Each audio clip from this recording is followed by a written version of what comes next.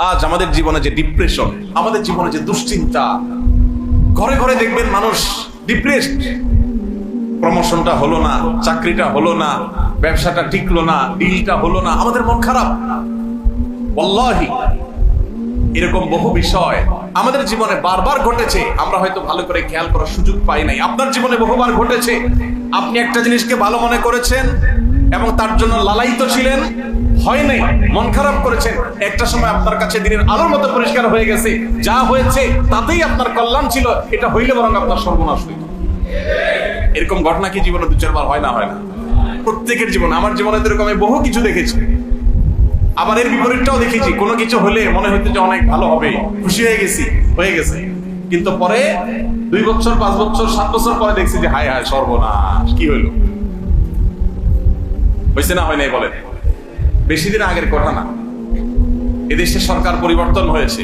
বিগত রেজিমের আমলে একটা পদের জন্য অনেক মানুষ লালায়িত ছিল, টাকা পয়সা কত কষ্ট, হায়রে একটু পদ নি পাই।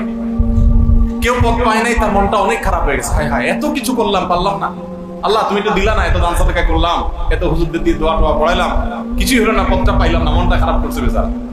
আর একজন পদটা পাইছে, পাইয়া তো সে নারায় থাকবে, সুবহানাল্লাহ আলহামদুলিল্লাহ মিলাদ দিচ্ছে, মিষ্টি খাওয়াচ্ছে সবাই রে, অনেক খুশি, সে পদটা পাইছে। এর মধ্যে আল্লাহ তাআলার ফয়সালা চলে আসছে, সরকার পতন হয়ে গেছে। এখন যে পদ পায় নাই এবং মন খারাপ করছিল, সে এখন কি বলে? আলহামদুলিল্লাহ, আল্লাহ বাঁচাইছো তুমি, জানটা অন্তত বাঁচছে মালিক। আর যে পদটা শেষ মুহূর্তে পাইলো এবং পাইয়া সে অনেক বেশি লাফালাফি করলো, অনেক বেশি খুশি হয়ে গেল, সে এখন বলল মাবুদ এ কি পরীক্ষা তোমার, ঠিক না বেঠিক? এটাতে আপনারা খুব জমে উঠছেন মাশাআল্লাহ। কিন্তু ভাই বাস্তবতা হলো, ওয়াল্লাহি আল্লাহর শপথ করে বলি, আপনার জীবনে এরকম ঘটনা বহু ঘটে, আমার জীবনে বহু ঘটে। আমরা শিক্ষা গ্রহণ, আমার আল্লাহ আমার জন্য যা নির্বাচন করেছেন তা আমার নির্বাচনের চাইতে 1000 গুণ উত্তম। আমার যদি কোথাও বিয়ে করার খুব শখ ছিল, ইচ্ছা ছিল, সেখানে হয় নাই, অবশ্যই এর মধ্যে আমার কল্যাণ নিহিত। আমার একটা জায়গায় চাকরি হওয়ার কথা ছিল, হয় নাই, আমি মন খারাপ করবো না। ইমানদার কখনো নিরাশ হবে না, আল্লাহর প্রতি আস্থাশীল রাখবে। ইমানদার বলবে হাসবি আল্লাহ, আল্লাহ আমার জন্য যথেষ্ট, চাকরির দরকার নেই, আমার আল্লাহ থাকলেই হবে। ব্যবসা আমার জন্য, ব্যবসা ধরা খাচ্ছি একটার পর একটা। সেদিন এক ভাই বললেন, ভাই কয়েকদিনের ব্যবধানে আমার 3টা গাড়ি অ্যাক্সিডেন্ট করছে, কয়েকদিনের ব্যবধান, এভাবে একটা পর একটা হচ্ছে দুঃখ। স্বাভাবিকভাবে একটু বোঝানো একটু কঠিন। ভাই একটার পর একটা গাড়ি অ্যাক্সিডেন্ট হচ্ছে, কয়দিন পর পর অ্যাক্সিডেন্ট হচ্ছে। গাড়ি ব্যবসা করি আমি, যা কামাই করতেছি তার কয়েক গুণ আমার লস দিতে হচ্ছে, স্বাভাবিকভাবে মন খারাপ হয়ে যায়। কিন্তু দেখেন ইমানদারের যে সান্ত্বনার জায়গাটা, যে আমার সবকিছু চলে যাচ্ছে, লাখ লাখ টাকা লস হয়ে যাচ্ছে, কিয়ামতের ময়দানে আল্লাহ যদি ডেকে বলেন, বান্দা জীবনে অনেক বিপদ দিয়েছি, তুমি ধৈর্য ধারণ করেছো, তুমি মেনে নিয়েছো, এর বিনিময়ে তোমাকে যাও এই জান্নাতের চাবি দিয়ে দিলাম। তাহলে এই যে হারাইলাম, এই হারানোর বিনিময়ে যে জান্নাতটা পাইলাম, এই বিনিময়টা কি লাভের না লসের? আরে হারাইলে আমি কত হারাইতে পারবো, লাখ লাখ কোটি কোটি, গোটা দুনিয়ার সব, এই তো। আর পাবো যেটা, সেটা তো কম পক্ষে এই গোটা পৃথিবীর 10 গুণের চাইতেও বেশি, কমের পক্ষে। এবং এটা তো একসময় থাকবে না, আর ওইটা অনন্তকাল থাকবে। তাহলে আমার সমস্ত হারানোর বিপরীতে যে প্রাপ্তি হবে, সেটা কম না বেশি? এই জন্য ইমানদারের কখনো মন খারাপ হওয়ার সুযোগ, ইমানদার কখনো ডিপ্রেসড হয়ে হতাশ হতে পারে না। এই জন্য গোটা পৃথিবীতে দেখবেন যত সুখী দেশ আছে, তত ডিপ্রেশন সবচেয়ে বেশি, তত সুইসাইড সবচেয়ে বেশি, তত আত্মহত্যা সবচেয়ে বেশি। এবং পৃথিবীতে প্রত্যেক বছর বিশ্ব স্বাস্থ্য সংস্থার জরিপ অনলাইনে সার্চ দিয়ে দেখবেন, প্রায় প্রতি বছর গোটা পৃথিবীতে আত্মহত্যা সবচেয়ে কম থাকে মুসলমানদের মধ্যে। কারণ মুসলমান জানে তার হারাবার কিছু নাই, হাতি মরলেও লাখ, বাঁচলেও লাখ। আল্লাহ তাআলা আমাদের সবাইকে হুদায়বিয়ার এই শিক্ষাটা আমাদের জীবনে ধারণ করে আল্লাহ তাআলা সমস্ত ফয়সালাকে মেনে নেওয়ার মতো মানসিকতা এবং সবর আমাদেরকে দান করুন। তাহলে কোনো দুঃখে, কোনো দুর্দশায়, কোনো বিপদে কখনো হতাশাগ্রস্ত হবেন না তো ইনশাআল্লাহ। স্বামী স্ত্রীর ঝগড়া লাগছে, মুডটাই নষ্ট হয়ে গেছে। আজকে বাইরে থেকে চানাচুর বুট বাদাম নিয়ে আসছেন, একটু ভালো মন্দ নিয়ে আসছেন বউয়ের জন্য, দুজন বসে একসাথে খাবো, খোঁজ গল্প করবো, আর ঢুকতেই মেজাজটা নষ্ট করে দিল, মুডটাই শেষ করে দিল। আমরা সাধারণত খেয়ে হারাই ফেলাই, তাই না? মেজাজটা নষ্ট হয়ে যায়, তাই না? কিন্তু আপনি তখন যদি চিন্তা করেন, হয়তো তার সাথে এই যে এখন গন্ডগোলটা চলতেছে, এর ভিতরে কোন একটা কল্যাণ অবশ্যই আছে। আল্লাহর কল্যাণ কি সেটা আমি বুঝতেছি না, হয়তো বুঝে আসবে 6 মাস পর, যে ওই দিনের ঝগড়া না হইলে এই কাজটা হইতো না।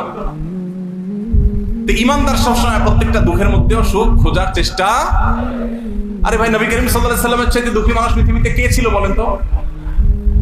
দুনিয়ার আলো দেখার আগে যে ব্যক্তি বাবাকে হারিয়েছেন, মায়ের গর্ভে থাকতে যার বাবা নাই, দুনিয়ার আলো দেখার পর মা নাই, মায়ের বুকের দুধটা পর্যন্ত খাওয়ার সুযোগ পান নাই, বাবার স্নেহটা কোনোদিন মাথার উপরে পড়ে নাই, মায়ের আলতো আদর, মায়ের কোল যার পাওয়ার সুযোগ হয় নাই, সামান্য বুঝজ্ঞান হওয়ার পরই যার সবচেয়ে বড় আশ্রয়দাতা দাদাটিও নাই হয়ে গেল।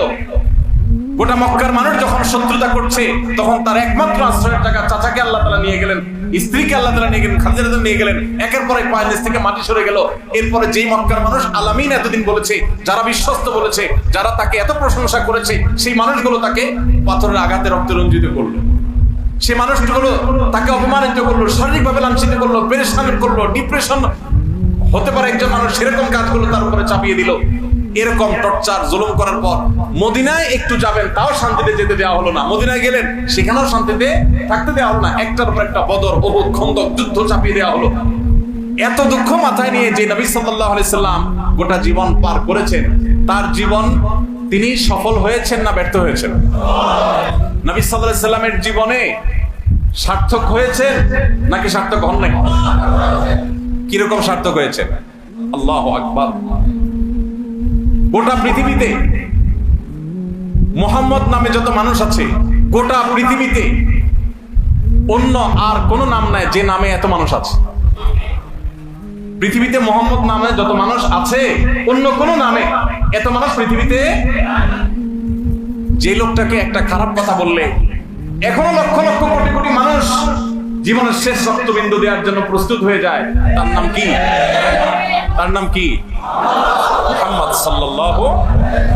আরেকজন মানুষ আপনি দেখাতে পারবেন না। আমি একটা কথা প্রায় বলি ভাই, আজ থেকে 1500 বছর তো দূরের কথা, 500 বছর আগে অনেক জনপ্রিয় মানুষ ছিলেন, অনেক পপুলার মানুষ ছিলেন, বড় ধরনের মনে কোনো তারকা ছিলেন, বা কোনো ক্ষমতাধর রাষ্ট্রপ্রধান ছিলেন, রাজা ছিলেন, বাদশা ছিলেন। যখন ছিলেন মানুষের কাছে অনেক প্রিয় ছিলেন, মানুষ অনেক ভালোবাসত, অনেক ভালো মানুষ পৃথিবীতে ছিল, হয়তো তিনি এরকম ছিলেন। এরকম 500 বছর আগের কোন রাজা, কোন ক্ষমতাশালী, কোন জনপ্রিয় মানুষের নাম ধরে যদি আপনাদের এই যে নিউ মার্কেটের এই যে নীলক্ষেতের মোড়ে দাঁড়ায় কেউ তার 14 গোষ্ঠী ধরে গালিগালাজ করে মাইক লাগায়া, কি বলেন? কারো কি সেজন্য চোখের পানি আসবে? তারা গালি দিচ্ছে, আমার 500 বছর আগের রাজারা গালি দিচ্ছে, আমার সমস্যা। কেউ কর্ণপাত করবে, সবাই আরো মজা নেবে, তাই না? কিন্তু 500 বছর নয়, 1500 বছর আগে দুনিয়াতে এসেছেন এবং দুনিয়া থেকে চলে গেছেন। 1500 বছর পার হওয়ার পরও এখনো পৃথিবীর আফ্রিকার কোন এক কোনায়ও যদি কোন একজন মানুষ তার সম্পর্কে একটা খারাপ কথা বলে, তো বাংলাদেশের এই কোনা থেকে আমাদের অন্তরে অস্থিরতা শুরু হয়, আমরা কষ্ট পাই, ঠিক না? ঠিক, আমাদের অন্তরে রক্তক্ষরণ হয়। এই যে ভালোবাসা, এই যে ভালোবাসা 1500 বছর ধরে, এই ভালোবাসা মুহাম্মদ সাল্লাল্লাহু আলাইহি ওয়াসাল্লাম ছাড়া পৃথিবীতে আর কোন মানুষের জন্য মানুষের অন্তরে এইভাবে। ভাইরা আমার, যে মানুষটার জীবনে বিপদ ছাড়া কিছুই ছিল না, প্রতিটা পদে পদে বিপদ ছিল, গোটা জীবন ছিল বিপদ দিয়ে সাজানো, দুনিয়াতে আসছেনই বিপদ মাথায় করে, মায়ের পেট থেকে বের হয়েছেন, আবার এসেই বিপদ দেখেছেন, প্রতিটা কদমে কদমে বিপদ দেখেছেন। বিপদ ছাড়া তার জীবনে একটা দিন অতিবাহিত করতে পারেন নাই। সেই মানুষটা যদি তার সারা জীবনের বিপদ সংকুল এই জীবনের বিপরীতে এই জীবন পার করার পরে তিনি যদি পৃথিবীর সবচেয়ে সাকসেস মানুষ হতে পারেন, তিনি যদি পৃথিবীর সবচেয়ে সফল মানুষ হতে পারেন, তিনি যদি পৃথিবীর সবচেয়ে জনপ্রিয় মানুষ হতে পারেন, তিনি যদি তার মিশনকে সবচেয়ে বেশি সফল করতে পারেন, তিনি যদি সবচেয়ে স্মরণীয় বরণীয় হতে পারেন, তিনি যদি গোটা পৃথিবীর মানুষের কাছে সবচেয়ে ভালোবাসার পাত্র হতে পারেন, তাহলে তার উম্মত হিসাবে আমার জীবনে দুঃখ দুর্দশা আসলে আমি মন খারাপ কেন করি? আমি কি বুঝাতে পারছি ভাই? তাহলে কোন বিপদে, কোন দুঃখে, কোন কষ্টে মন খারাপ করবো না তো ইনশাআল্লাহ। আমাদের নিজাম ভাইয়ের ক্যান্সার হয়েছে, আল্লাহ তাআলা তাকে পরিপূর্ণ শেফা দান করুন। স্বাভাবিক মানুষ হিসাবে আমরা কষ্ট পাই, আমাদের পেরেশানি হয়, আমাদের ভয় হয়, আমাদের দুশ্চিন্তা হয়, কিন্তু ঈমানদার, আল্লাহ বলেছেন ওয়ালা ইয়াস মিন রাউহিল্লাহি ইল্লাল কওমুল কাফিরুন, আল্লাহর রহমত থেকে কাফির ছাড়া কেউ নিরাশ হতে, ঈমানদার কখন নিরাশ হবে না? ঈমানদার বলবে পায়ের তলার সমস্ত মাটি শেষ হতে পারে, সকল দরজা বন্ধ হতে পারে, সকল বিপদ আমার চোখের পাশে আসতে পারে, তারপরও আমার ভরসা থাকবে কার উপরে? আমার জীবনে সকল বিপদ আসতে আসতে যদি আমাকে শেষ করে ফেলে, আমি যদি মরেও যাই, তাতে আমার হারাবার কিছু নাই, কারণ আমার আখিরাতে আল্লাহ তাআলা এই সবরের বিনিময়ে জান্নাত দিবেন ইনশাআল্লাহ।